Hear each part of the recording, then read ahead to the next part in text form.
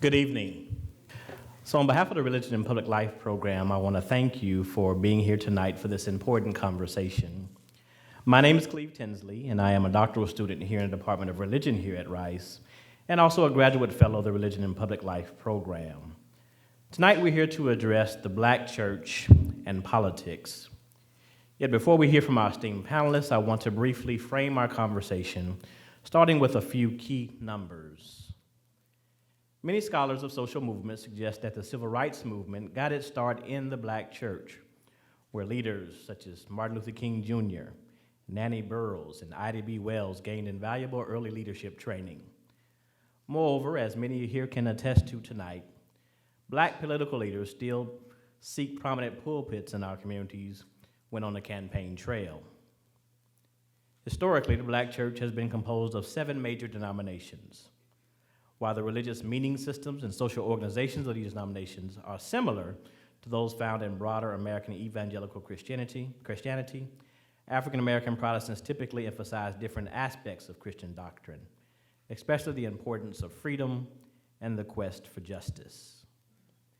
Of the Black Protestants who participated in a recent Pew survey, 53% claimed to attend religious services at least once a week. 61% read scripture at least once a week, and over 85% identify as being part of a Christian tradition, with 59% of these identifying as being part of an historically Black Protestant church. Notably, an overwhelming 80% of Black Protestants identify as belonging to or leaning toward the Democratic Party. But let me here give some statistics about race. Now, we'll only be delving into a small piece of race relations tonight, but some statistics are helpful. The Pew Research Center provides us with more data for us to think about this subject. About 6 in 10 Americans say that the country needs to continue making changes to assure that Black Americans have equal rights with white Americans. And a growing share of Americans say that racism in society is a big problem. And this number is up. Half of the Americans now say this is up from about 33% 5 years early, reflecting an increase across all demographic groups. And even before a series of police shootings of Blacks last year, most Americans gave police departments around the country relatively low marks in treating races equally. In a survey conducted shortly after 2014, the shooting of Michael Brown in Ferguson, Missouri, about 1/3 or less of Americans thought police departments nationwide did a good or excellent job of holding officers accountable for misconduct. In fact, they thought they used an inappropriate amount of force when treating racial and ethnic minority groups equally. This brings me to the Black Lives Matter movement. This social movement formed in 2012 following the acquittal of George Zimmerman after he shot and killed teen Trayvon Martin. This movement is beginning to change how African Americans relate to the Black church, how African Americans are engaged in American politics, and how the Black church is engaged with America's political leaders. For more information, I'll point you to the research on your handouts you received tonight and the program you're holding. In addition to that, I certainly recommend my own advisor, Dr. Anthony Penn's book, What Has the Black Church to Do with Public Life?, as well as Omar McRoberts' book, Streets of Glory, Church and Community in a Black Urban Neighborhood, and Dr. Korie Edwards' and colleagues' book, Against All Odds, The Struggle for Racial Integration in Religious Organizations. So with all that in mind, we will hear tonight from our panelists in just a few moments. Before that, I'd like to introduce tonight's moderator, Dr. Elaine Howard Ecklund. Dr. Ecklund is the Herbert S. Autry Chair in Social Sciences and Professor of Sociology here at Rice. In 2010, she founded the Religion and Public Life program, which she now directs. Her research addresses how religion interfaces with race, gender, and science, and her research has been cited over 1,000 times by local, national, and international media. In 2010, she received Rice University's Charles O. Duncan Award for Most Outstanding Academic Achievement and Teaching. And in her time here, she has directed over 70 undergraduates in conducting research. Please join me in welcoming tonight Ms. Elaine Howard Ecklund, doctor, that is.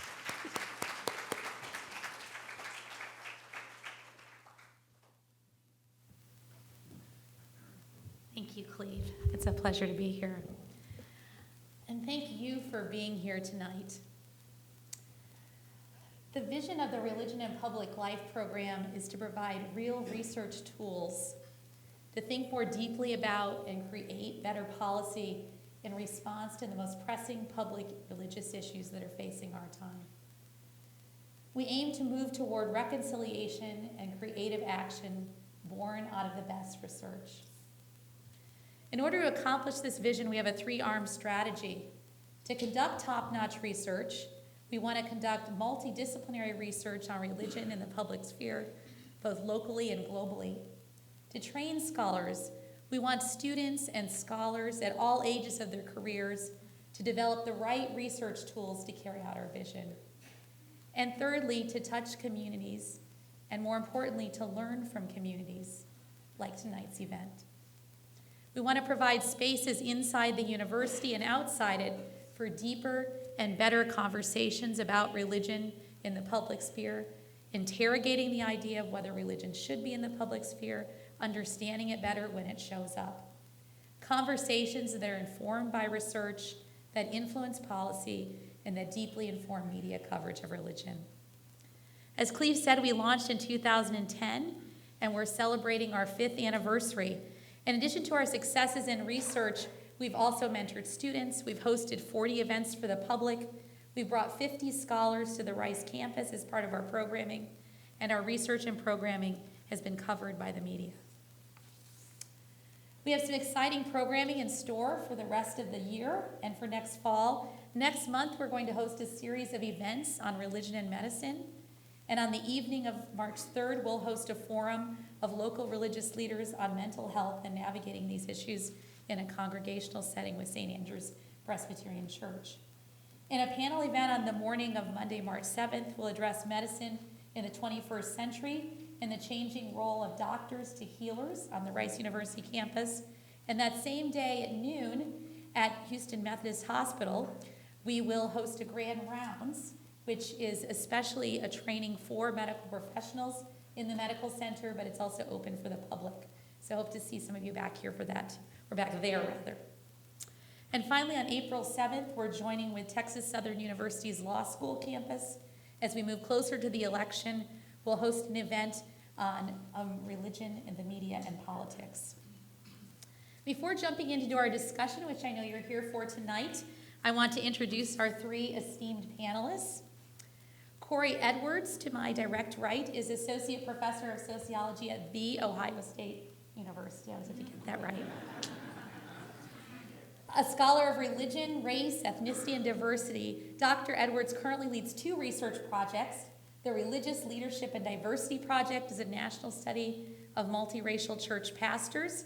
This project will result in the first ever comprehensive body of knowledge about leaders of racially diverse churches in the United States. In addition, Dr. Edwards directs the Religious Leaders and Civic Authority in Ohio project.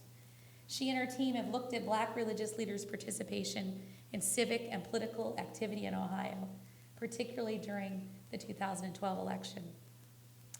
Dr. Omar McRoberts is Associate Professor of Sociology at the University of Chicago. He's sitting in the middle. Dr. McRoberts is currently conducting a study of Black religious responses to and influences on social welfare policy since the New Deal, culminating with George W. Bush's Office of Faith-Based and Community Initiatives. He's also initiating an ethnographic project of cultures of death and dying among Black congregations in low-income urban contexts. Dr. Marcus D. Cosby, to the far right, serves as senior pastor of Wheeler Avenue Baptist Church in Houston. He's also an adjunct professor of homiletics at Houston Graduate School of Theology. Dr. Cosby has served as associate pastor of Wheeler beginning in 1998 and assumed the role of senior pastor in 2004. Since then, he's led the congregation in the inception of the Wheeler Avenue Christian Academy, serving children from 6 weeks old through first grade, and by opening a transitional housing facility for homeless single mothers in the 3rd Ward community of Houston. For more extensive bio information, please see your program. I also want to direct your attention to some research information we created for you on today's very important topic which is in a flyer inside your program created for you by Rice University students and scholars. Allow me to explain the flow of tonight's event. First, each panelist has prepared some remarks for you to listen attentively. But while they're talking, we want you to be thinking of the questions that you really have. We'll have some questions which have been prepared by our Rice University students, and then we'll open the floor to questions from the audience, so be ready. And after that, we'll invite you to a reception in the foyer. I also want to take a moment to thank two co-sponsors of tonight's event, PSERC, the Program for the Study of Ethnicity and Race at Rice, and the Houston Graduate School of Theology. Thank you for your support. In light of recent events, the topic of tonight's conversation is important like never before. It's also a deeply personal issue for me and for many of you gathered here tonight.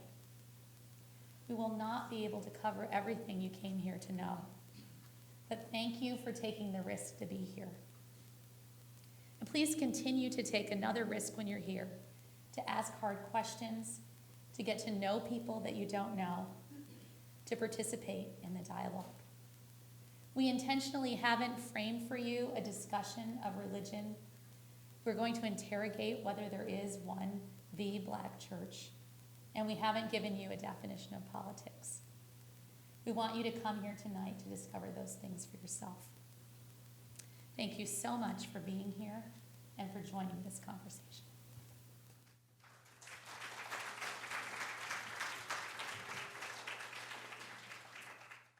All right, scholars, scholar pastor.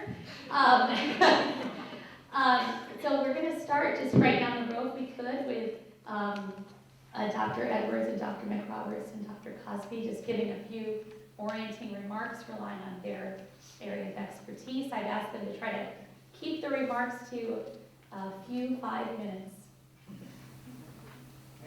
Possible, yeah. Well, I'm so glad to be here. Thank you guys for coming out. Can you hear me? Thank you all for coming out this evening. Thank you, Dr. Ed, for organizing this. Wonderful. So Eddie Glaude Jr. Argued in an August 2012 Huffington Post. You know what? I just Dr. Roberts. I need to own up to this. Okay. See, I started without it. I just had to start. Thank you for your grace. Eddie Glaude Jr. argued in an August 2012 Huffington Post blog that the Black church is dead. I admit he had some rather valid points worth empirical investigation. But one thing I learned from my work on Black religious leaders' engagement in civic and political activity in Ohio was that the Black church, in Ohio at least, was by no means dead, at least as a political mobilizing force. The energy, passion, and engagement I witnessed abrogated any questions I had entertained up to that point about the capacity of the Black church to mobilize and effect change. The Black religious leaders in Ohio mobilized African American voters in a variety of ways in 2012. They urged their congregants beginning several months prior to Election Day to register to vote and to vote early. Many facilitated voter registration in their churches, allowing people to register right after church in the lobbies. Several ensured their churches provided daily transportation to county boards of elections, so church attendees, as well as anybody who lived in the church's neighborhoods, could have the opportunity to register to vote and to vote early. They set up voter registration verification clinics at their churches where people could go and they could find out if they were registered. And if not, they could register right there on site. A few held education forums teaching congregants and community members how to fill out and submit provisional and absentee ballots. Several Black religious leaders in the study even hosted OFA campaign circuits. That's Obama for America. This included John Legend, and one pastor showed me the picture of John Legend and his mom that was at his church, as well as Lawrence Fishburne and others. They encouraged their congregants to participate in Souls to the Polls Sunday, and some allowed their churches to be used at polling places. A lot, right? The initiation of mobilization, in part, came from denominational leadership. For example, the Church of God in Christ bishops in Ohio made their direction publicly known in a press conference. It said this: "The Ohio Churches of God in Christ is here to announce a statewide initiative to register, educate, and turn out voters for the upcoming 2012 election. Now, this initiative, Getting Souls to the Polls, is designed to answer unprecedented restrictions on ballot access and increase civic participation among the Churches of God in Christ members. Churches of God in Christ was founded in 1907 and is the nation's largest Pentecostal denomination. Bishop Floyd Perry, who's a prominent bishop actually in the state of Ohio, quoted Dr. Martin Luther King Jr., who called voting the foundational stone for political action. Sadly, and I say sadly, we have seen that foundation weaken in recent years due to voter suppression and other intimidation tactics. The Ohio Churches of God in Christ Coalition of Bishops is committed to ensuring that everyone with the right to vote in Ohio has the ability to exercise that right." So organized efforts by Black religious leaders to mobilize the vote revealed that Black religious leaders for sure have mobilizing capacity. But these efforts in Ohio were in no small part, as implied by the bishop's formal statement, motivated by threats to voting opportunities in the state. Now in 2012, if you recall, and maybe not down here, because you're in Texas actually, but if you're in a battleground state, if you come from one, you might remember what I'm talking about here.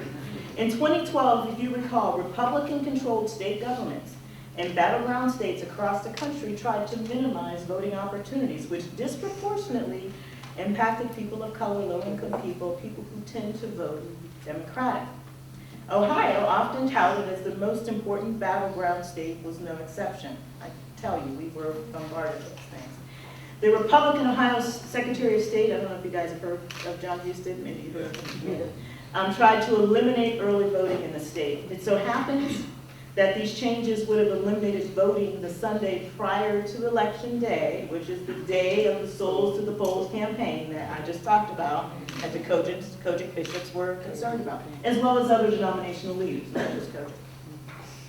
Republican-controlled state governments may have thought their aim to change voting opportunities and eligibility was politically smart or civically responsible. Not so much. In Ohio, they unwittingly, quote unquote, woke the sleeping giant, as one high-status religious leader put it.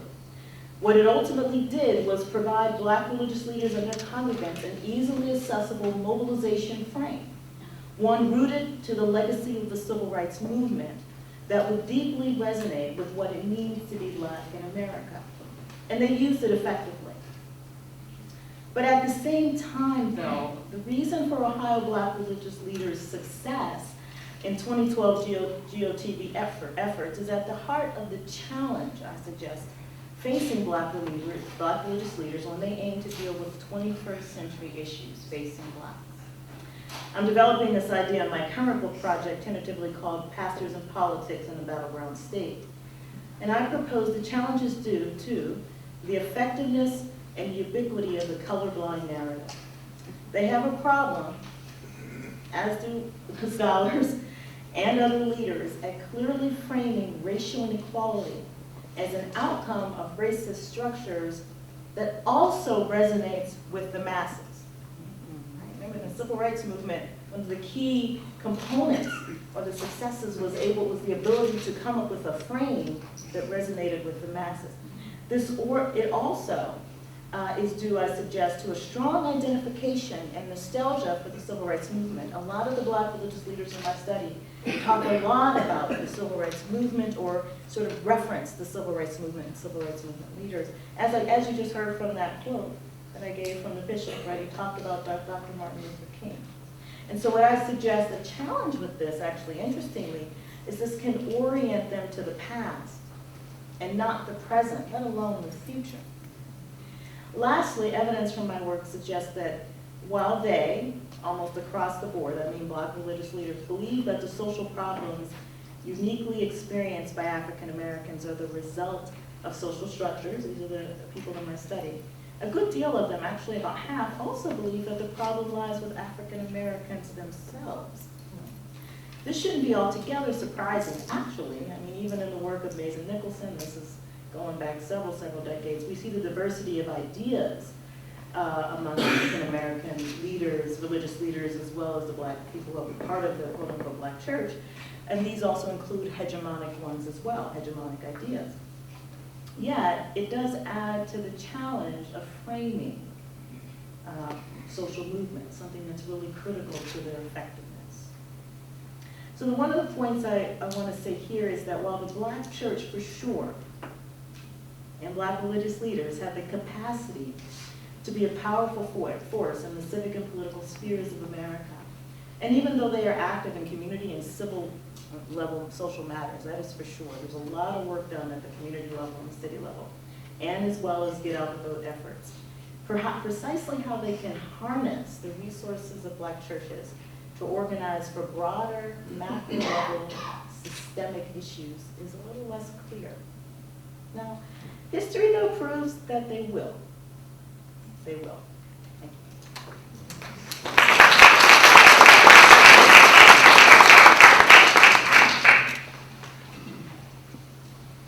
Thank you, Dr. Edwards, for that, and thank you, Dr. Ecklund, for your introduction. Thanks all of you for being here. I look forward to being in dialogue. I've been asked to briefly review my research agenda as it relates to the topic tonight.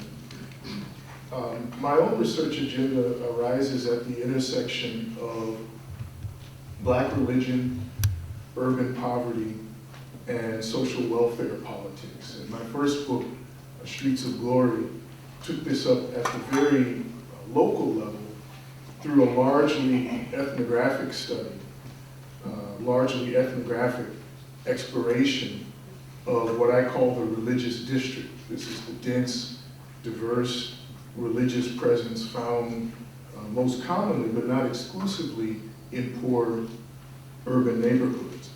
And I found that the high level of religious activity was connected to poverty, but not because poor people are necessarily more religious than other people.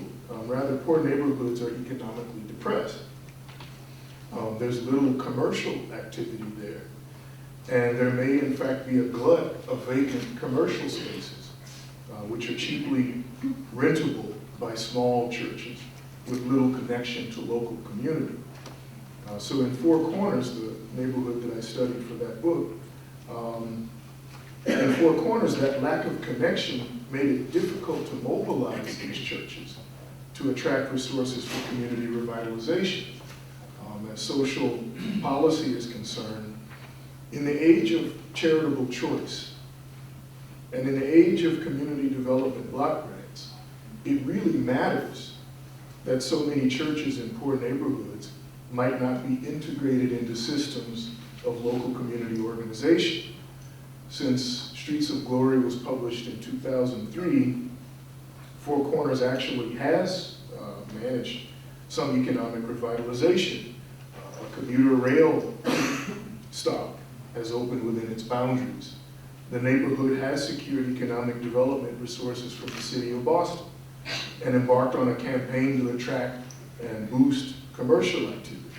And I expect such development to proceed, however, at the expense of the religious district, as rents rise and storefronts become occupied by stores instead of churches.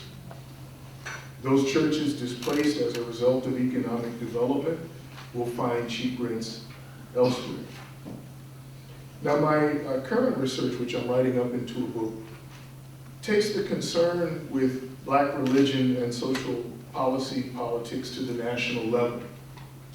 My general concern in this research has been church-state relations and the impact of the federal state, that is governments, government agencies, and government agents, on the political and social behavior of religious institutions in the United States. And my interest in these matters began back in January 2001, when President George W. Bush established by executive order the Office of Faith-Based and Community Initiatives, an actual office of faith in the White House. The stated purpose of the office would be to level what the Bush administration described as an uneven playing field, where religious institutions could not compete on equal footing with secular agencies for funding. What this meant, though, is that by establishing this office, Bush not only aimed a bellows at an already blazing public debate about the relationship between church and state and the role of religious organizations in social welfare provision, but he also propelled, I noticed, a new set of black ministers into a national spotlight previously enjoyed almost exclusively by black clergy identified with the national civil rights agendas.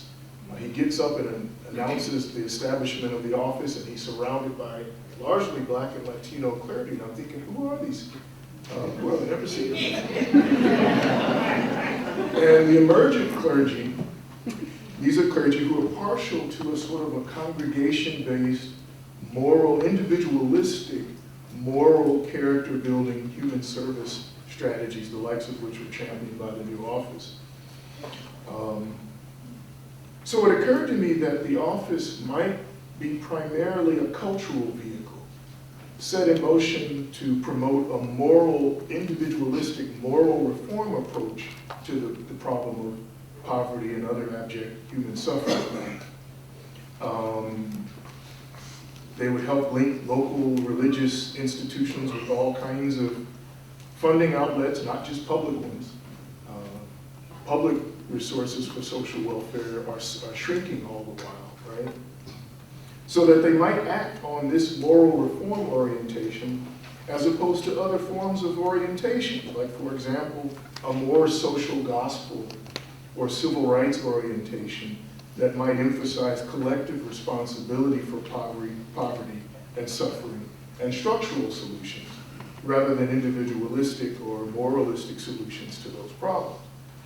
And if that program of cultural adjustment succeeded, it would alter religious self-expectations about what it means to express religious faith for the social benefit of the world. And that would constitute a kind of state manipulation of the religious, cultural, and institutional milieu. It occurred to me also that this might not be the first time that social policy formation and transformation included some state-based attempt to alter public religious expression generally, and black public religion in general. Public religion is the civic activity engaged by religious bodies in societies where church and state are formally distinct. It's the politically and socially concerned activity of religious institutions attempting to impact the world. And so this became a deeply historical exploration, beginning with the origins of federal social welfare policy as we know it, which is the New Deal of the 1930s, and then moving into the war on poverty of the 1960s, and then finally welfare reform, which in my estimation begins with Nixon and hasn't ended yet. What I discovered was that each period of major social policy transformation, though, involved significant state outreach to black religious institutions. And this outreach aimed to justify those policy transformations, often in religious terms, deploying religious languages by way of securing the political support of black voters.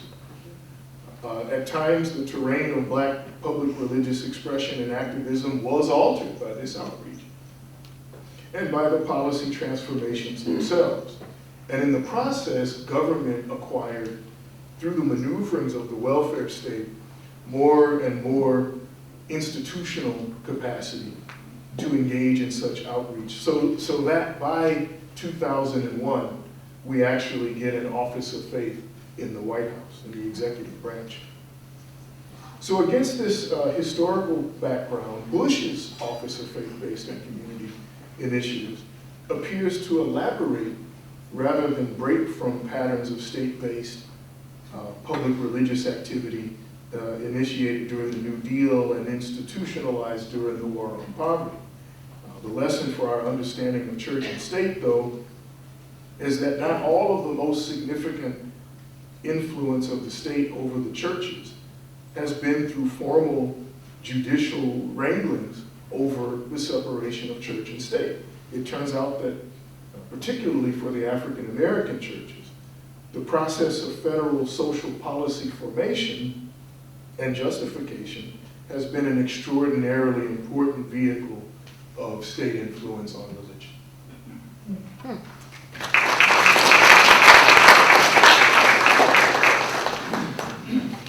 Dr. Ecklund, thank you so much for the opportunity to be with you here tonight at Rice University, and to the distinguished scholars who have spoken already. Thank you so much for not only your statements tonight, but for your work in this area of intersection between black church and politics.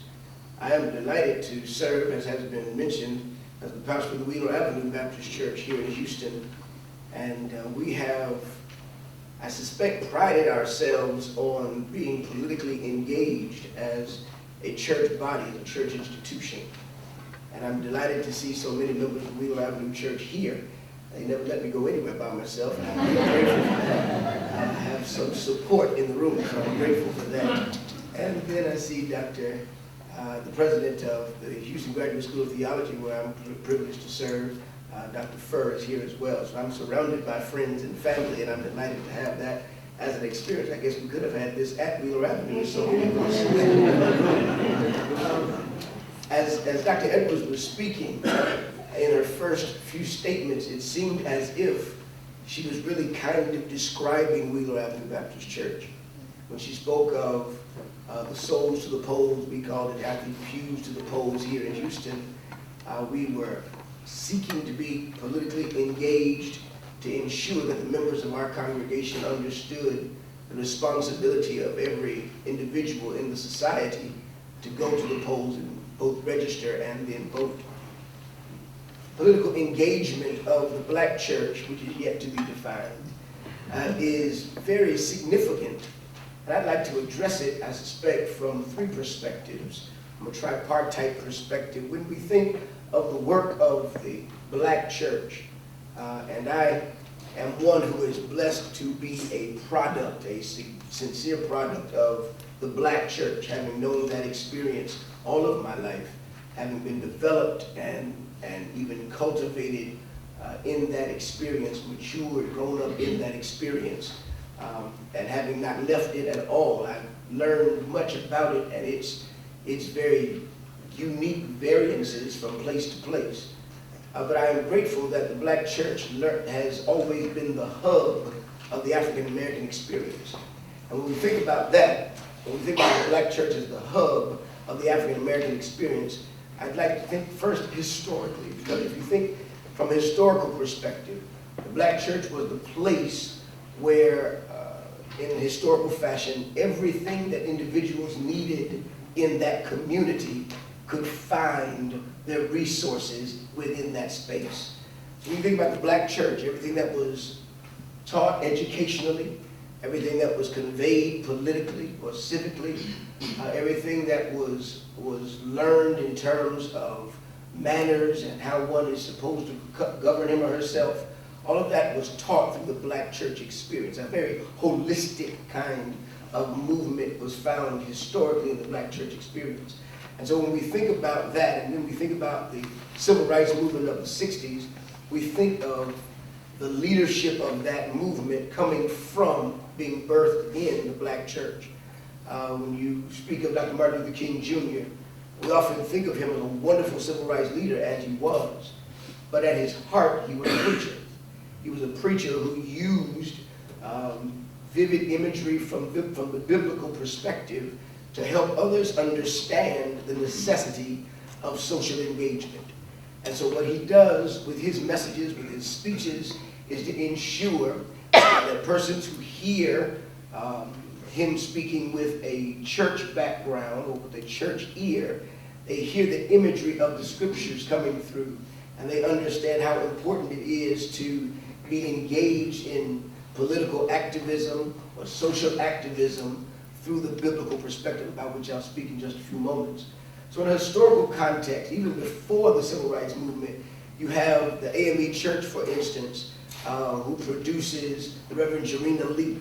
And Reverend Jarena Lee is one who is always socially active, politically active, in trying to ensure that change takes place in the community that will uplift all people, especially African Americans.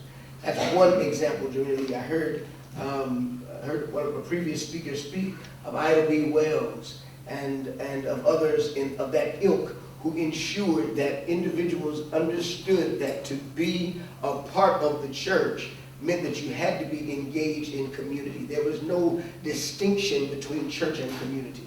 There was always the interconnectedness, interrelatedness, interdependence of black church and community.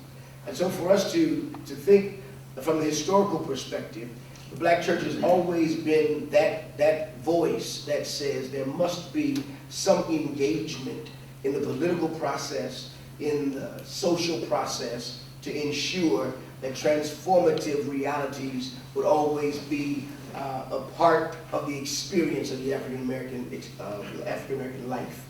From a historical perspective, but that's not the only perspective. When the church speaks of these political realities, I think the church speaks from an ethical perspective, speaking of the humanness of every individual.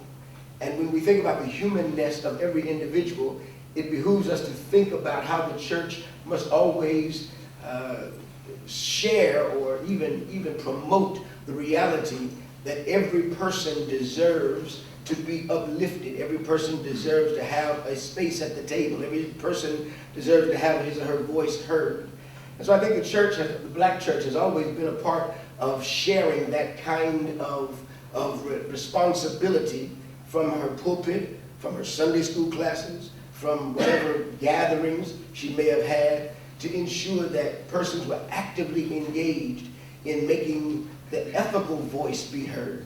That when you treat persons wrongly, that is an unethical perspective. And the church has always sought to uplift ethical understandings that human beings all are created in the image of God, and therefore must be treated with a certain respect. And when the political processes disallow that person or those persons to be treated with respect, the church speaks up, the church speaks out, the church mobilizes, the church engages. The church is always pushing people to be actively involved in ensuring the progress of all humanity. That's from an ethical perspective. But since I only have 5 minutes, let me take the last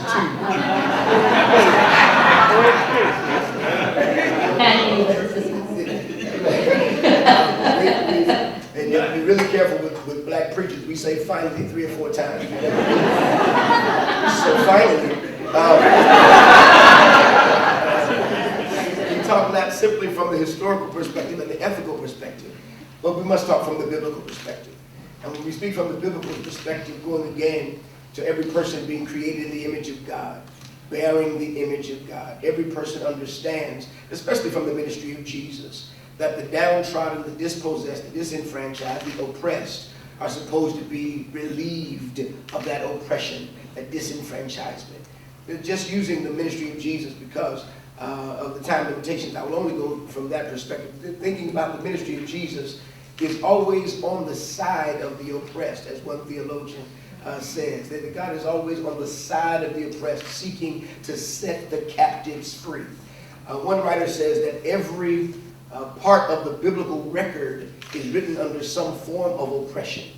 That every part, from the Old Testament through the New Testament, every part of the Bible is under some form of oppression. It's Babylonian oppression or Roman oppression. There's always oppression throughout the pages of the Bible, and leaders are raised up to ensure that those who are oppressed can find some liberation, some freedom from their oppressed state. And so when we think about the black church using her voice in the political process, it is most often used to ensure that the disenfranchised, the dispossessed, the oppressed understand that in Christ liberty has come for every person. Liberation must be the reality of every person. And when the political process disallows that liberation, then that person, then that church, that body of believers must speak out, must be mobilized, must do something, must be actively engaged in setting the captives free. So finally, no, I'm done. That's all I say.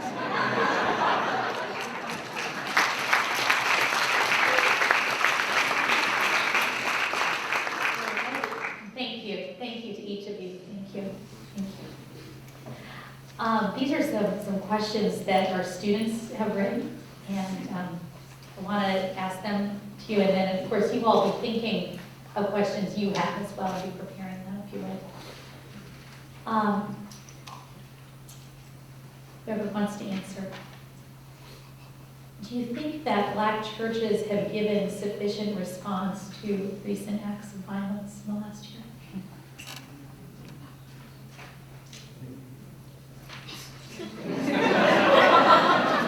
I said finally. I'll jump in here, just to start off. I think that my initial reaction to that question, and there's something rather implicit in it, and that is to say that it is the role of the Black church to address this violence. This is not just an issue for Black churches or Black religious leaders. It's not even an issue for just churches. It's a civic issue. It's an American issue that has deep roots in American history.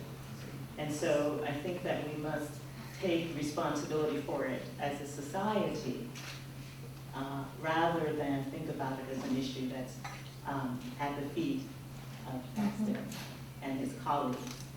And another reason why is that one thing I think it's important for us to remember, and you know, I've been, I would say honestly blessed because I've had the opportunity to interview a lot of pastors, African-American pastors of Black churches, but also pastors, as Dr. Ecklund mentioned, of racially and ethnically diverse churches as well. And my point of bringing that up is it's really shown me that there's a lot on the plate of pastors. And there's some basic, they're first pastors. Just simply coming up with something to say every week is a lot. Right? If I really begin to think about that. And even as I began to set up interviews with pastors, and I'm so thankful for many that were willing to even do them with me without an incentive, that just things as such as the pastor has a funeral this week. Pastor had to go to the hospital this week to visit with parishioners. Pastor has meetings going on that have nothing to do with what's going out there. So I think that we have to really remember that structurally this role is really taxed, and that it's an important thing to keep in mind as we think about what we should lay at the feet of Black religious leaders. I have a corresponding question, if I may, that maybe one of the others of you can answer. So the students say, if not, then what should they do? And the corresponding question is, what about churches more broadly, including churches composed of mostly non-Black members? I think I heard Dr. Edwards speaking to that at the beginning of her response. I think it is definitely necessary for all persons who are Christian, all persons who are of the church background, who are engaged in a church experience and beyond, to ensure that there is active engagement in speaking to the matters of violence in our time. I'm grateful to Dr. Edwards for the perspective that she raises with regard to the pastor's role. Surely it is significant and taxing. And I do believe that there is the responsibility of every pastor, I suspect, to mobilize the parishioners for active engagement. I think we have often said, to reiterate a bit of what Dr. Edwards has said, we often lay so much on the shoulders of the pastor alone, and we forget that it is the pastor's role to mobilize those who are parishioners. And so I think it is the responsibility for the broader church community, the church community of all perspectives, of all denominations, of all color connections, to ensure that there is mobilization of the membership so that every person has ownership of the responsibility to speaking out against the violence that is so pervasive in our time. Before I ask the next question, I want to pause and say for those of you who are sitting on the floor in the back, there's maybe 10 seats down here, so if anyone wants to come forward, you may at this point. This is a question specifically for you, Dr. McRoberts. So, social movements theorists say the civil rights movement started in the Black church. And so then what is the role of the modern Black church in politics? And for politicians, a multi-part question. For politicians that want to reach Black Americans, should they be able to engage with churches and religious leaders? Well, the Black church remains an extraordinarily important institutional bedrock of Black politics in the United States. Churches provide the mass base for political efforts and movements. People learn skills in church that are transferable, that are applicable, organizing skills, etc. There are political leaders who are grown up in the church and launched out of African American churches. But I keep in mind, though, that there's never been a point in history, either the civil rights movement or since, that the majority of, that all or even most African American churches were political in this way, right? Our stereotype of Black religion and its public face remains the civil rights movement. But that gives the illusion that all churches are political in this way, and it's not the case. I think when we talk about the Black church, there's a question, is there a Black church? And I would say yes and no. Yes, the Black church is real as a consciousness, an awareness of the church as the people, right? The church as the nation within the nation, right? The institutional form that does mobilize to defend the interest of the people. Yes, there is that Black church, but as Dr. Edwards has also pointed out beautifully, it's not all the church does. The Black church is also remarkably diverse theologically and otherwise. Folks disagree about what God is like and what they ought to do in the world, or whether to do anything in the world at all, right? Folks aren't always acting like a movement. Sometimes the church is acting more like a market, a competitive market, and that's real. Competing for members, trying to survive and keep the lights on, and this sort of thing. So I want to sort of reiterate that and encourage us to think of the church as this in its real trueness. That it's not always political. I have a follow-up question for Dr. Cosby, if that's okay. We're trying to connect what the two of you are saying. So, given what Dr. McRoberts has just said, can you talk a little bit about Houston specifically? So, from your point of view, what's the relationship between both Black church leaders in Houston, but also congregants? I don't want to make this a conversation only about leaders, right? And local Houston political leaders. There is a significant relationship between the two.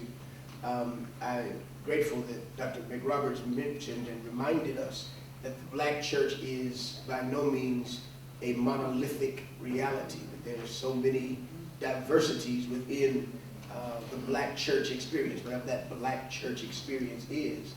And much of it is theological, ecclesiological, and much of it has to do with the political engagement. And how do we engage? What do we permit politicians to say and do within the confines of the sanctuary? Do we permit politicians to come into the sanctuary? And how does that interaction either help us or hinder us? Of course, now Houston has elected a mayor who is birthed in the black church tradition. He is a regular member of a black church in Houston, Texas, and has significant ties, relationships with other black churches, Wheeler Avenue Baptist Church included. And so there is a significant connection with regard to political leaders in Houston, Texas, and the black church. But that connection, as I mentioned, our church has always had political engagement, beginning with our founding pastor, my predecessor, Reverend William A. Lawson, who was a civil rights leader in Houston in the 1960s. And that engagement has continued throughout the 5 decades plus of our church's life. We've had connections and relationships with each of the mayors of our town over the decades. Each of them has come to worship and sometimes stayed for the whole service. And so there is significant conversation that we are blessed to have with political leaders in our city. We find that it is necessary, because although we mobilize in the sanctuary, although we try to empower people through the words that we use in the sanctuary, there still must be some kind of relationship, some kind of connectivity to City Hall and to the council members of our city and to all those who are elected to govern us. And so we maintain significant relationships intentionally. And we claim some as friends, and some we claim as the leaders of our city. I'm sorry, I apologize. Thank you. So, Cleve, who introduced the event, talked to us a little bit about the Black Lives Matter movement, and I want to hear from whoever wants to speak about it. What are the ways that white Christians and largely white churches and other types of churches as well, Latino churches, largely Asian churches, churches that are multi-ethnic, should engage with this movement?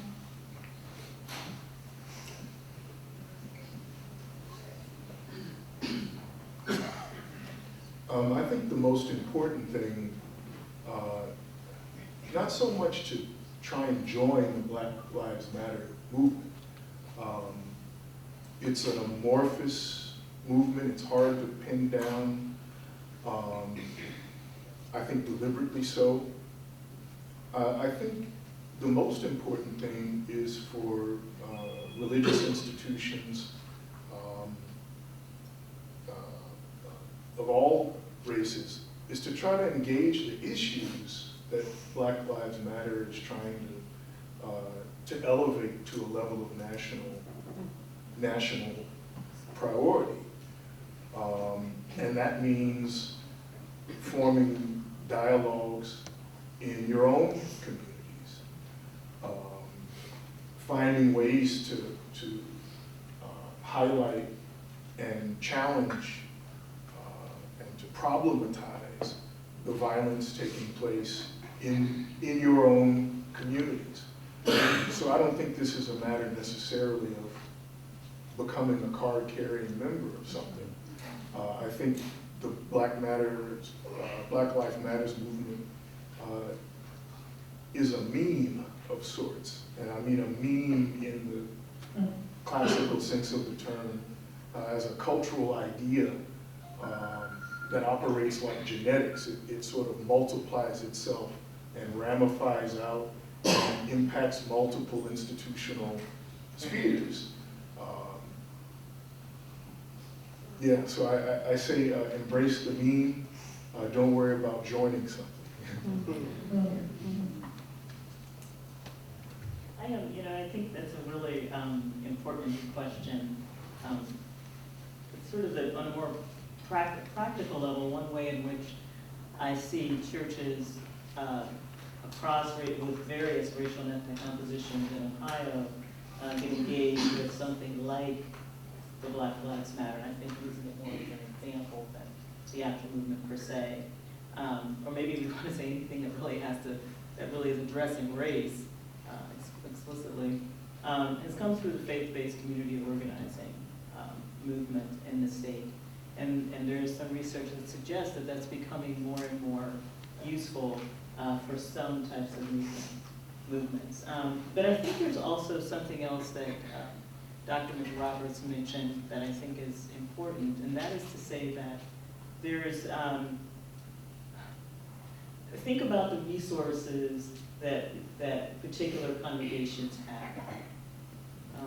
And I think the reality is, maybe in some ways we're not getting at the heart of it, but I'll just go there. And that is that, you know, white churches and white congregants have a certain currency in a racially stratified society where whites are at the top of the hierarchy that people of color don't have. I think it would be something that could be used wisely in a movement such as this, rather than, as I was suggesting even at the beginning, that placing matters that have to do with race and that are affecting African Americans at the feet of African Americans is not, I don't think, the best way to think about and frame this. So my suggestion would be that I would think it would be great for white believers, white Christians, white religious organizations to get engaged, but really think about the resources that are embedded in these organizations and institutions and actualize them. Yeah, the corresponding question is another kind of rhetoric which has arisen, raised regarding the movement, which is why Black lives and why not all lives. Has been a kind of rhetoric as well. Okay. Okay, let's have this conversation. Yes, all lives matter, and therefore Black lives matter.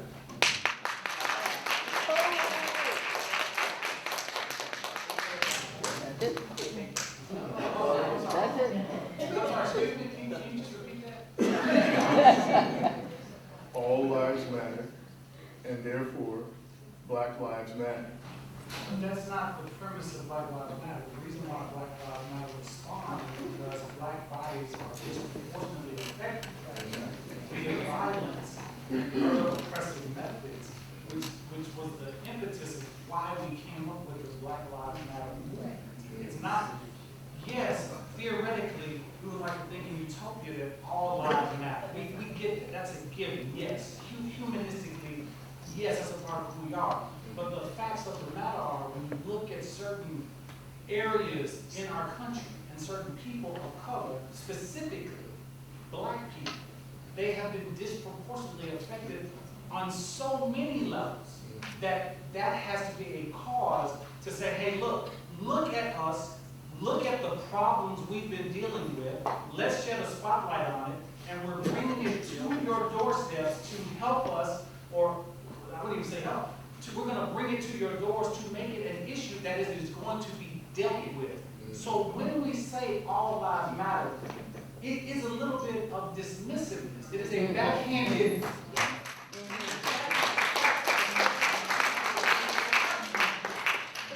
Can I? Let's do the, I think the crowd. Go ahead. So it is like this. So in a world that is a great culture world that we live in currently, and that, I think we all agree with that. It's not, rape culture is a male problem. Yeah, I think we all agree with that. I mean, women aren't out here raping men, okay? It is a male problem. We may find the one instance or two instances, or other instances may be that infinitesimal that women do molest a boy or rape a man, or whatever the case may be. However, it is a male problem, so you can't diminish that rape culture disproportionately affects women and is oppressive to women.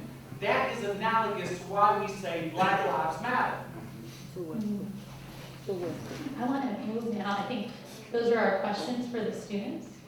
And so I want to move to having you all ask questions. So What we're gonna do is we're actually gonna have 2 microphones because I wanna make sure that everyone can hear you. And so there's one over there, and there's gonna be one over here. Is there only one? Is there only one? Okay. Do we have to go to the microphone? Yeah, if you could, just so, then just go up to microphones, okay? And if you could just line up. And if you could just ask your questions because we want to make sure that we get as many people as possible, okay? And we'll do this for about 2 minutes and kind of see where we are, and then we'll carry on. Thank you everyone for doing this. I have a question which, in reading the bio, it seemed like there was best answered or best suited for Dr. Edwards, but really I'm open to all the thoughts of the entire panel on it. And I'm just wondering that given that, I think, you know, Dr. Joanna Jufu first wrote about it. There's in some belief, there's a conspiracy to destroy black males. And that is directly addressed by many of the things that go on in the black church. However, what we're often seeing is that black girls are going on and graduating college at higher rates than black males. But black males are groomed and raised up in the black church. Black males lead black churches. Black churches lead the modern black political movement. So I'm just wondering, since you did some work on gender and by necessity, therefore, intersectionality in your research, does that, I don't want to call it ignoring black women, well, not failure to groom black girls for leadership roles, how is that affecting the policies that the black church pursues? I think that's a really, really timely question, and a really important one to ask. What I would like to, what I hear in my research is exactly what you're kind of getting at. Is that a lot of the emphasis is on issues that are affecting African American males. I just had really just earlier today, a very interesting conversation with some pastors, and we talked about this very topic, that even though the black church is made up of, some estimates, 70% females, the focus is often on issues related to to the males in the congregation. And even in my own research, when I asked the African American pastors who were, actually no, all of them, all but a couple, 2 were male, they often talked about the importance of focusing on boys and raising up boys. And so, yeah, I would have to say that I do think that is a challenge for the African American churches, and that's something that I would really like to see addressed. But yes, that is something that I would like to see on the table. But do you think it affects the policies that? Oh, for sure. I mean, I do think that. I think that the framing of the policies, the focus of the policies can be on issues that are maybe disproportionately affecting African American males. And most recently, we talked about the new Jim Crow, and it's not that that's not critically important. I absolutely believe it is critically important to address the criminal justice system, but there are also issues that are more specific to African American females, one of which being extreme poverty, one of which being human trafficking, that is not by any means being addressed to the degree that it needs to be, and these are vicious experiences that have very clear political and policy implications. And so I can affirm your suggestion. Yeah, so here in Houston, we recently had a public vote on the Houston Equal Rights Ordinance, which would have provided local protections against discrimination for 15 different classes, including race, gender, religion, etc. So there was one particular narrative, kind of a popular conception, I think, that kind of blamed the black church and kind of blamed the black community as well for the failure of that ordinance and why it was voted down 2-1. On the other hand, there's also those who even from those who supported the ordinance, who said that was a smokescreen. That was essentially scapegoating the Black community for something that, just essentially using them as a scapegoat for why it failed. So I wonder if, I understand that I think most of y'all are not from Houston, but if y'all could kind of address that. Yes, I should. The Black church, again, we need to reiterate that there is no monolithic Black church, especially on this point. Because this point for that proposal was a very moralistic in nature. And so there are poles in terms of theological thought within the Black church, and some who were very vocal thought that this was an attempt to move us from a moral center. And as a consequence, there was the speaking out against the amendment being passed. I think when we say the Black church rose up on that point, I think there were factions, but not just the Black church. There were also members of the majority culture who spoke very prominently, very boldly, very loudly against the amendment. But I think that there is always the concern, and you'll find this on various issues, the concern that there is no one theological perspective within the Black church. If you find any issue you want to discuss, we'll have varying opinions and with biblical backup substantiation on each opinion. So it's very interesting how that works. But I think that if we say we could blame or we could use the Black church as that which spoke most vehemently against it, I'm not so sure that's necessarily true. I think that there were Christians, I'll say that, of all races who helped to make sure, because the money did not come from the Black church. Let me put that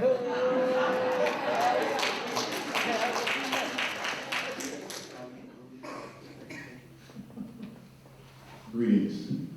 Just real briefly, there are some things that actually I wanted to speak to regarding community process agenda, somewhat like what we actually exemplify in the Word of God, Luke 10, 1 through 11, where it shows Jesus actually sending 72 disciples into the community and actually going to the places where, being able to go to the places and be amongst the people. Well, my question would be is, we haven't seen a lot of that in this millennial stage from Black churches, where actual individuals in actual churches are sending individuals to marketplace areas or training individuals to go to marketplace areas. My question will be is, how can you integrate political agenda into community process agenda from the Black church? For me, again, it goes back to mobilization. It is a mobilization concern. And if we take the ministry of Jesus seriously, the pastor preacher is to use the time that she or he has to empower and help to engage and then mobilize individuals in that congregation. I think that it has shifted, as the Black church has shifted. One of the previous speakers, one of my panelists, spoke to the reality that the Black church experience has changed quite significantly, especially from the civil rights era. And when you think about how actively engaged the Black church was in changing the landscape of the political scene then, it is very different now, because partly because of upward mobility and the shift in people's mentality or mindset with regard to what's most important.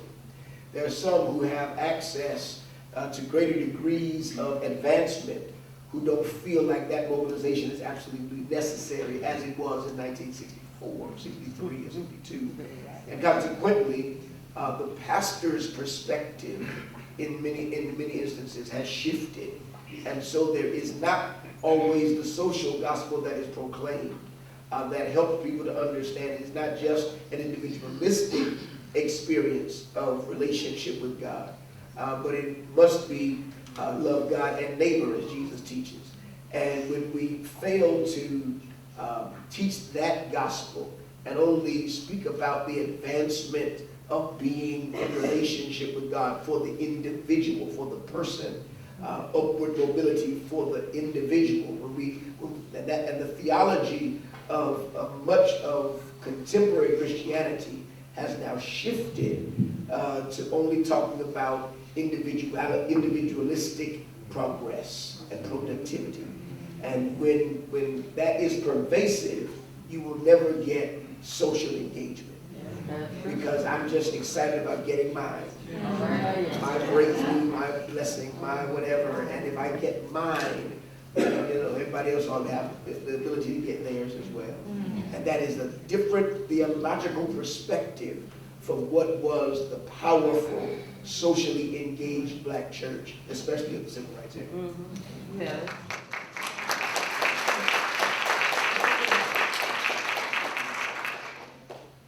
Good evening.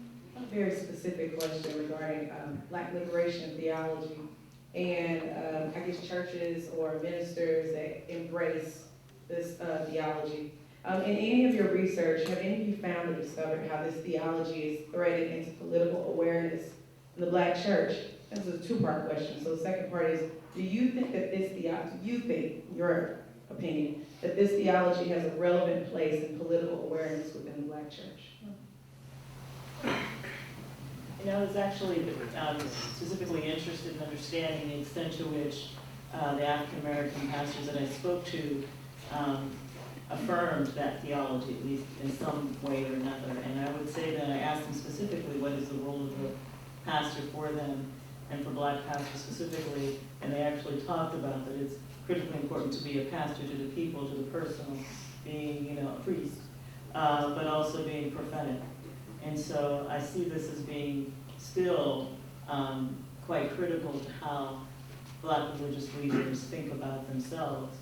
I think that as far as theologically speaking, I should just say I do attend a large black church with a pastor who is politically engaged. In some ways, I'm influenced by that, but I would say that I see space in any religious organization to be able to do that. But we're talking about black liberation theology, and I see it as being appropriate in the black church as well.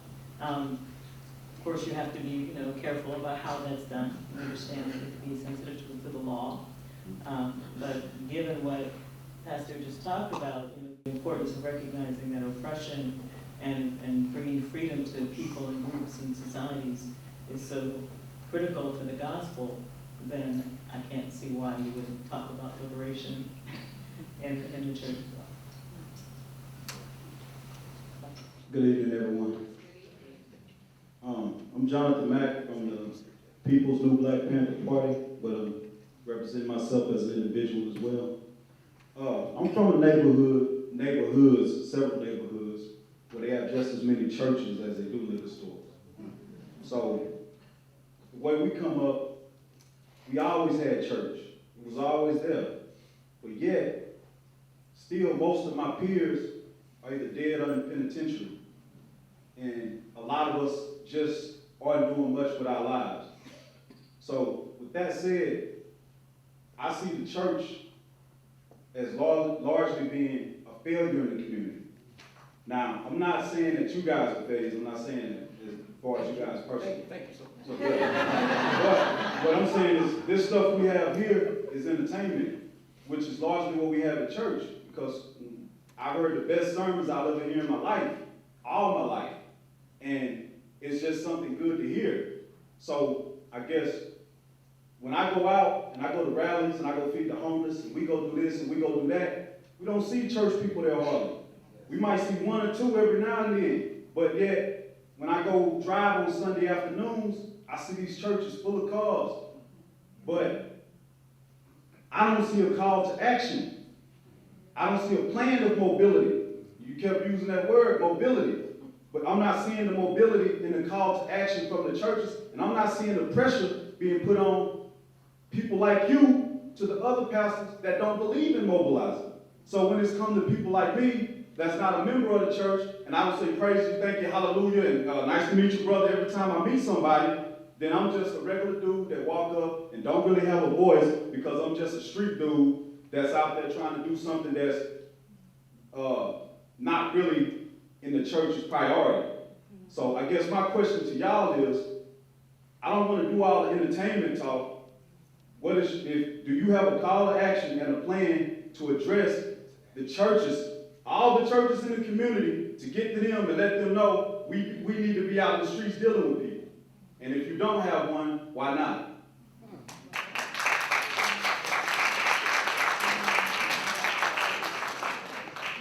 I mentioned in an earlier response that part of the challenge of the evolving church culture, the evolving church world, is that the theology shifts. The theology continues to emerge or change or evolve.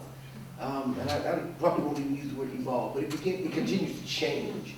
So the theological perspective of the black church, especially in the civil rights movement, which was probably the strongest mobilization force of that time, the theological perspective of that church is starkly different comprehensively to the theological perspective of the church today.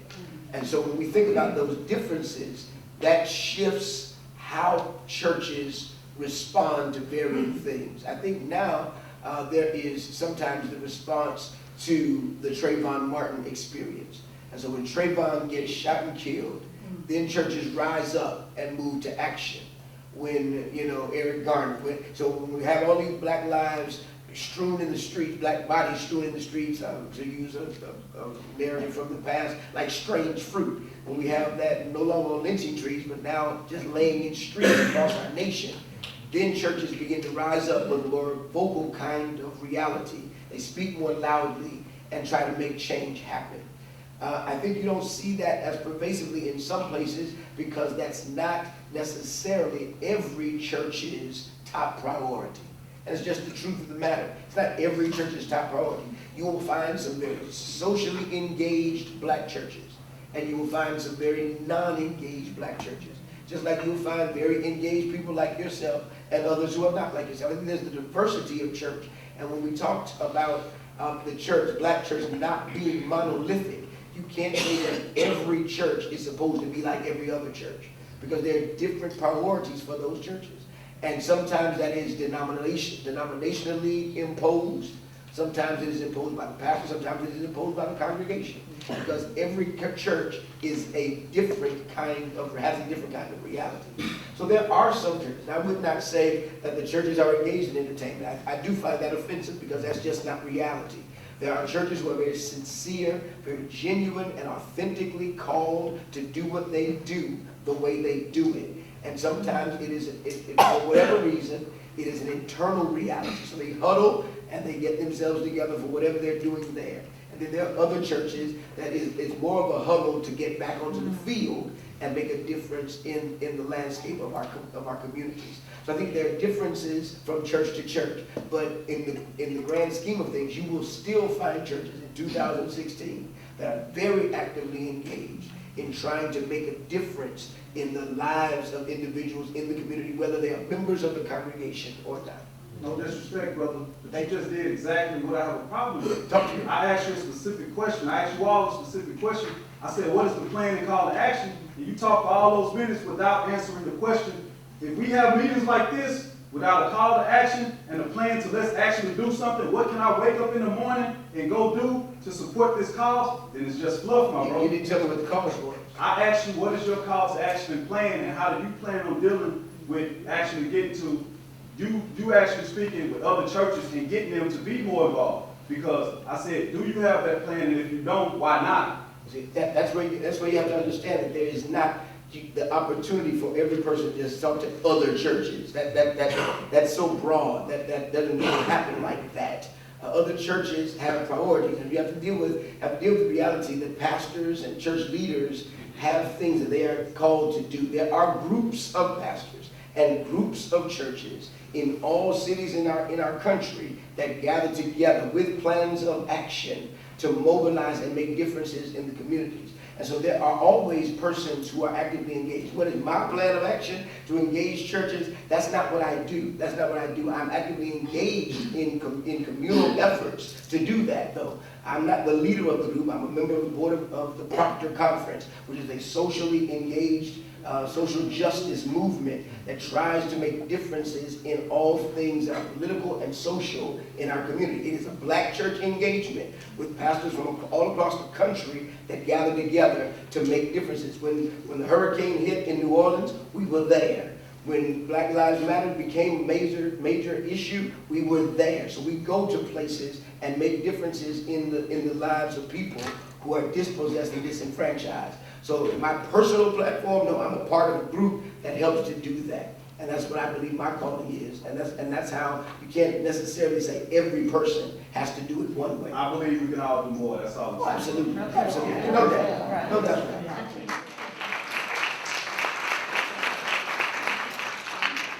We've got probably about 10 more minutes. So let's Maybe see use if every one we of those can- 10 minutes, but Yeah. I'll try not to. Yeah. But let's get through I want to make sure we get all the 5 people on here. Yeah. First of all, I want to say there's so many things that I wanted to address, and then there was a lot of questions I wanted to ask, but I will limit it. One thing I do want to say, I'm invited to come to your church on Sunday, so I hope you don't take that invitation back once I finish speaking. I'm going to steer the pot just a little bit. The gentleman that just went before me, when he was talking about call to action, and you were saying, well, this is my gift, and this is what I do, and I sit up on this board. As we know as Christians in the Bible, that it does say that, upon this rock, I build this is my foundation, that is in God, that is in Jesus Christ. So I think sometimes when I hear members of the clergy or Christians say very publicly that you can't lay it all at the feet of the church, but you are supposed to lay everything at the feet of your Savior. And the church is ideologically the feet of our Savior. That is a temple to Him. And so I would think that I would want the church to be in my community, to be my rock and my foundation, to which I turn for everything. Irregardless of what else is going on in the world, if we do not have a strong foundation to stand upon to address all those other issues, if our church is weak in this area or that area, and we don't have a strong foundation, then there's nothing else we can address in society because we haven't built a strong foundation. So I just want to say that to what he was saying. I kind of get what he's saying, because when I'm out there amongst the homeless, or I'm out there amongst, the people of our community, I don't see members from the church there. And it seems like I'm there all the time, but then on Sunday, or when the cameras are there, or when it's a big thing in the headlines, then I see the church show up. And so I think that's what the gentleman before me was saying, and I do have to say I do to a certain extent agree with him. I wanted to also address the whole Black Lives Matter issue, and the gentleman who was saying, well, the whole purpose of this is because Black lives are the lives that you see so many times destroyed upon the streets, and are laying in the streets, and that to the forefront that crime amongst blacks and blacks losing their lives is at a higher rate than any other ethnic population. And I know that to not be true for a fact.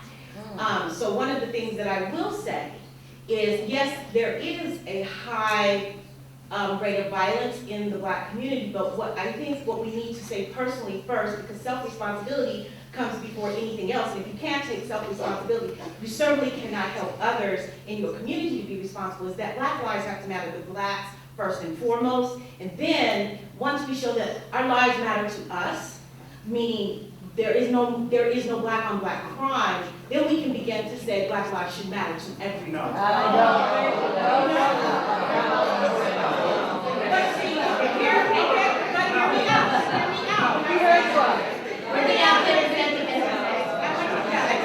I want to say this, because we keep going to what Martin Luther King did.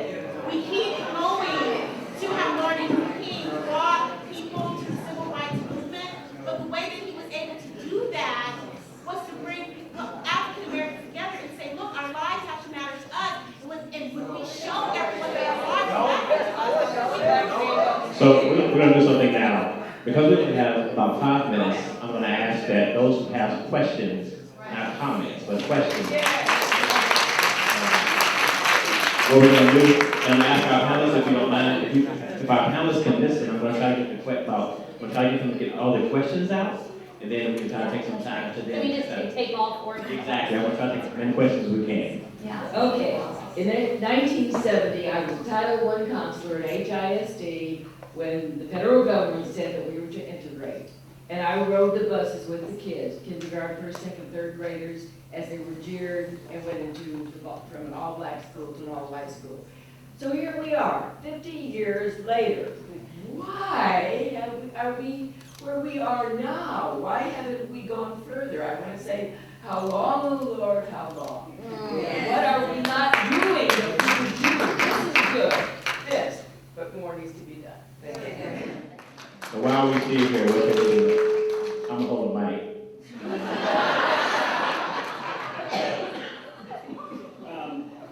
Christ was murdered by his own people, the Jews. They turned him over to the Romans. The Romans found no fault in him. A lot of that happens in society, finding no fault in people of crime. What's your question? Hold it closer to my mouth, please. Question. My question is, with the laws stating there's the government shall make no laws against religion. And we have in the IRS laws that churches that do politics from the pulpit should lose their 501c3. Yes. Yeah. So what I'm asking is, why don't we as Christians fight that? If black churches are going to preach from the pulpit, I know that many of the white churches, and unfortunately they are predominantly white, but some of them have been mixed. And the pastors that I've talked to say that they do not want to violate that law. Violating laws in the United States is unlawful. No. No shit. And the whole idea that you can break laws to help yourself is wrong. We all know that, but it still goes on. And the question I have that's leaking from my mind as I speak. We'll move to the next one. My question is this. I spent better than 30 years participating in our church's criminal justice ministry. And what I have seen in those 30 years is really upsetting in terms of what happens inside the system. If you ask the inmates to raise their hand and comment as to the number of black males in their families, whether they be brothers, cousins, fathers, grandfathers, how many have been incarcerated? And literally every hand goes up. And what I've seen, and I want to applaud my church for having a wonderful criminal justice program. The question is this: what do you see the black church's role in doing programs or other outlets for those individuals who might go down the path and find themselves locked in those systems that they can't get out of? Thanks, sir. I have a question. There are several oppressive systems that exist, and we criticize them all the time. When it comes to the church in general, specifically to the black church, why is it that when one becomes critical of the oppressive systems that are in place in the church, particularly in the black church, people personalize that and don't necessarily deal with issues? And here's what it looks like. Misogyny, sexism exists in the church. 75% of the church members are women. women, by and large, are the ones who are putting the monies into the tithing that sustain the church. However, women make 70 cents on the dollar. It would make sense to me that the black church or all churches would be out there chanting till, to the heavens, the high heavens, for economic equality in regard to women making money commensurate with what men make. Additionally, when you look at, so why don't they address that issue? Another thing is, when you look at the areas in which many of these churches are, and you look at the economic salaries that are average in the areas that a lot of times are not communities, the average net worth of a black family is about $7,000 to $9,000. That's from the richest person to Bob Johnson to the poorest guy in the Fifth Ward, if you wanted to use that as an example.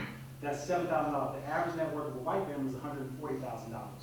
When we look at putting a church in a neighborhood that is worth anywhere from $50 to $70 million, how do you justify putting those economic dollars into a building that is going to be financed by the very persons who are in the church, who are African American 99.9% of the time, who the money is going to go to a bank that is typically white owned, and they are left holding the bag again, financing the very building that which their tithing monies are going to be paying for.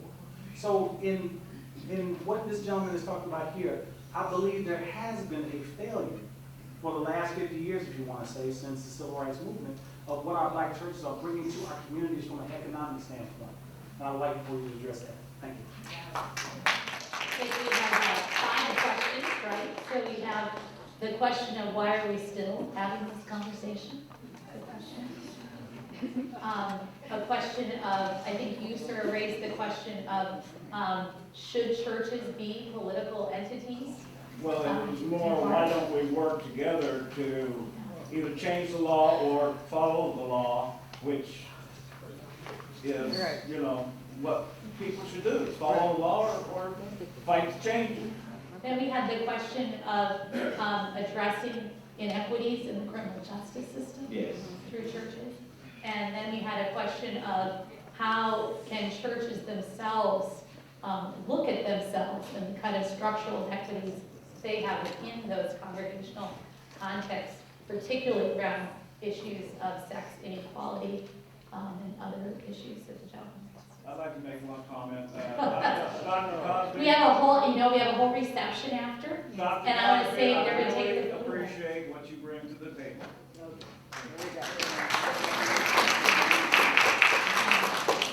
I don't want you to feel like anyone's voice has been cut off, because, although mine has. We have a reception with lots of nice food there, and I want you to feel like you can stay and really talk to each other, okay? So we want to make time for that. So feel free to address these comments. I want to start with just briefly addressing the very last question about expensive churches in poor areas, and what do the churches bring economically. By way of pointing out how old that question is, in the 1930s, you had people like Carter G. Woodson, who was the father of then Black History Week, which later became Black History Month, publishing articles in black newspapers, counting up the worth of black churches around the country, and questioning whether, and then adding up the amount, estimating tithes, and asking what black people could do with that money if they weren't spending it on church buildings and on tithes. Later on, E. Franklin Frazier raised similar questions about the relevance of the church, and pointing out, suggesting that there are too many, and that maybe as black people did achieve some political and economic progress, that we wouldn't see as many black churches. Again, a question of the relevance of black religion as the church, as the movement, not as the thing that acts almost like an economic firm competing with other economic firms for members and resources. Dr. Edwards mentioned Eddie Glaude declaring the black church dead a few years back. And he wasn't saying that the church was numerically dead, right? That there weren't church buildings, that the churches had no members, that the pews were empty. He was talking about the relevance of the black churches. I want to point out too that not all black people are Christian. Something to consider as we think about the political implications of black religion. So anyway, I just want to point that out, that it's an old question, but it gets back to what Dr. Cosby was saying about the priorities of these many different institutions. And not every church is going to be the mobilizer. You know, I think that one thing that we haven't talked about as much as I think that we want to at least keep in the forefront of our mind is that we're talking about an institution that is a part of a broader macro level structure that is, as, I'm not sure if the gentleman is still here, and he asked the last question, as you brought up issues of oppressive systems, that's a part of a society that is organized around a racial hierarchy, has historically been since its roots, is organized around a sexual hierarchy as well, has been since its roots, and so on and so forth. And so we have to recognize that these systems are really powerful, and that they're, and again, I know I'm repeating this, but I think it's important to recognize that we're talking about a church, or churches made up of people who have been systematically excluded from essential institutions in the United States, and we're repeatedly asking, can you, institution, or leaders of those institutions, can you change the United States?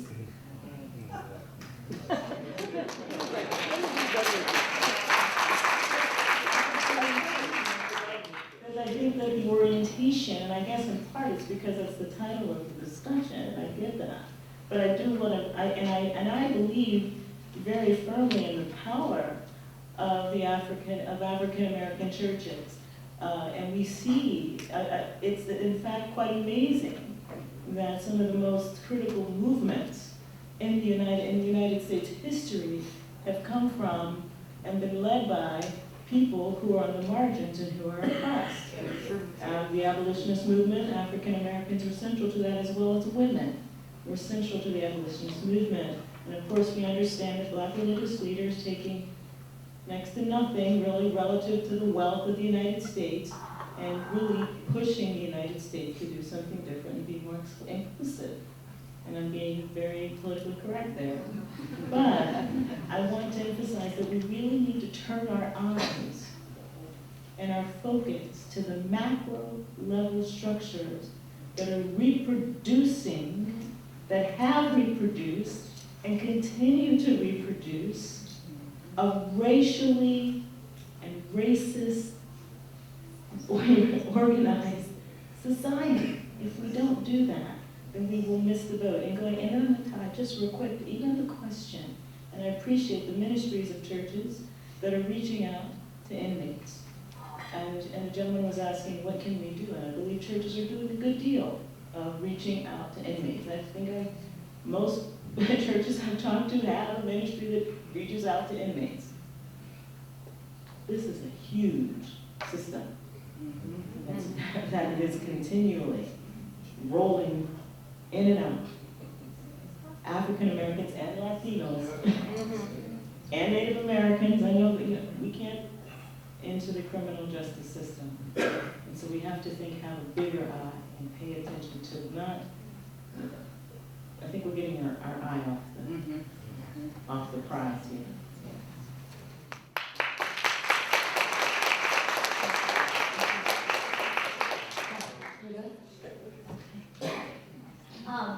I want you to please stay because we have a lot of good food. And we want you to start another conversation with someone you don't know. Minds are changed through relationships. So take a chance and meet someone. Thank you for coming tonight.